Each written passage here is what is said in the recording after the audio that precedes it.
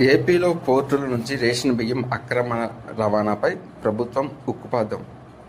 మంత్రి నాదెండ్ల మనోహర్ అధ్యక్షతన మంత్రులు అచ్చెన్నాయుడు, సత్యకుమార్ యాదవ్ ఉన్నతాధికారులతో సమీక్ష. రేషన్ బియ్యం అక్రమ రవాణా, కాకినాడ పోర్టు వ్యవహారంపై చర్చ.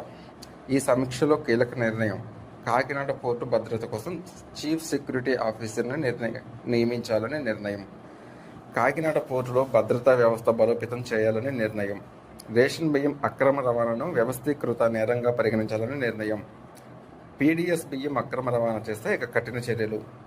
కాకినాడ పోర్టు పరిసర ప్రాంతాల్లో రవాణా కార్యక్రమాలపై ఉక్కుపాదం. కాకినాడ పోర్టుకు వెళ్లే లారీల నుంచి అక్రమ వసూళ్లు చేస్తే కఠిన చర్యలు. కాకినాడ యాంకరేజ్ పోర్టులో బియ్యం ఎగుమతి చేస్తున్న స్టీల్ నౌకపై చట్టపరమైన చర్యలు తీసుకోవాలని ఈ సమీక్షలో నిర్ణయం తీసుకున్నారు.